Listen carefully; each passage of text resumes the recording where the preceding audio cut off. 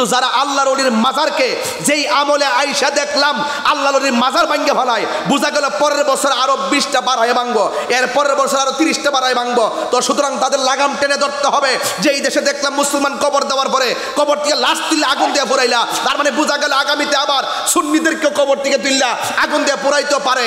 এদের ধর্ম নাই, এদের গোষ্ঠীও নাই। কথা বলে আল্লাহর ওলির মাজার যেখানে ভাঙ্গে ফেলতে গেছে, সুন্নিরা কি আর বোঝার বাকি আছে দেশটা কোন দিকে যাইতেছে? ইনশাআল্লাহ কে বাকি ব্যালট একটা হিসাব মিলাই দিতাম না?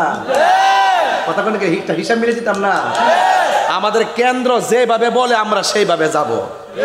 এবার যে দিকটা যাবো এক দিকটা যাবো। এবার আমরা বাঘ বুগইয়া থাকতাম না, যেই দিকে যাবো একদিকে যাবো, যার সাথে যাবো যেখানে যাই যাবো একদিকে যাবো।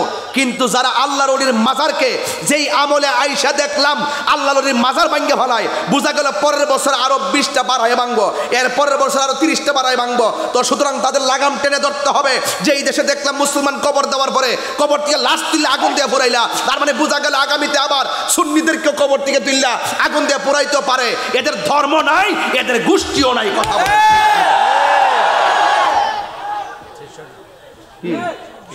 ঠিক আছে নি? কথাটা কথা ঠিক আছে নি? এদেরকে চেক দিতে হবে। এদের সঙ্গে আমাদের কোনো সম্পর্ক এই ছেলে এই কি লেগে যায় ওস বেড়াই তোরা? হ্যাঁ অনেক ঘুমে উঙ্গাইতেছে না, উঙ্গাই ফরিতেছে আর মোবাইলটা দিয়ে দিস না, ফৌজের ফোনে তো মোবাইলটা কিনবো। থাক বুঝছে না আর ইত্যাবাদ এটা পুরনো গেছে। এটা আর এক সিনেমা, ওই এটা এক এক সময় একটা রং ধরছে, এখন পাট লইছে। কথা কন ঠিক কিনা? এখন পাট লইছে। এই জন্য সুন্নিরা পাট লয় না। সুন্নিরা কখনো টাকার কাছে ইমান বিক্রি করে না। এই জন্য সুন্নিদের হিম্মত আছে না নাই? এক তাহিরির বিরুদ্ধে ষড়যন্ত্র কি কম করতেছে? তাই বলি কি আমি ছেড়ে দিচ্ছি কাউকে?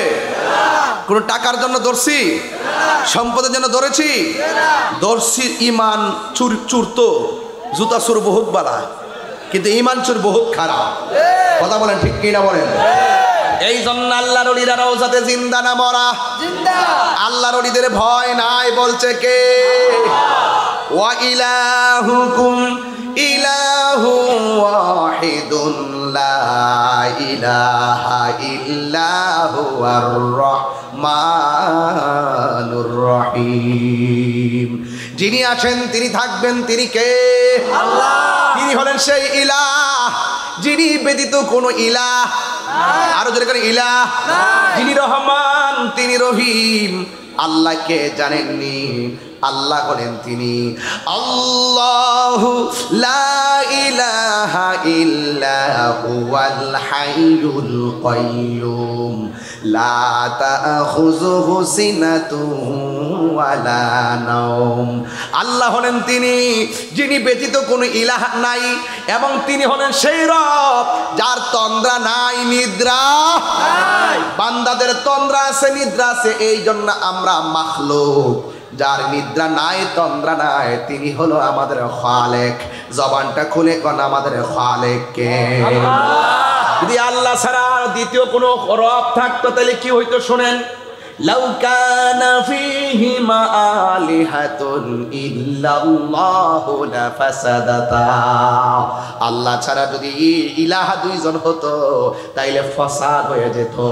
একজন বলতো এইদিকে চাঁদ উঠলে আরেকদিন এইদিকে উঠবে না। কথা কোন ঠিক কিনা বলেন? আল্লাহর কোরআন বলতেছে আমি আল্লাহ হলাম এক। আল হুয়াল্লাহু আহাদ আল্লাহুস সামাদ লাম ইয়ালিদ ওয়া লাম ইউলাদ ওয়া লাম ইয়াকুল লাহু কুফুয়ান আহাদ। আল্লাহর সমকক্ষ কেউ নাই। এই জন্য সেই আল্লাহ বলছেন ওলিদের কোনো ভয় নাই। এই জন্য যারা 5 ওয়াক্ত নামাজ পড়ে এরা আল্লাহর বান্দা থেকে খাঁটি বান্দা হয়ে যায়। আর যারা 5 ওয়াক্ত নামাজের পড়ে নফল ইবাদত করে, ওভার টাইম করে, বন্ধুরে ও হাজীগঞ্জের বাবা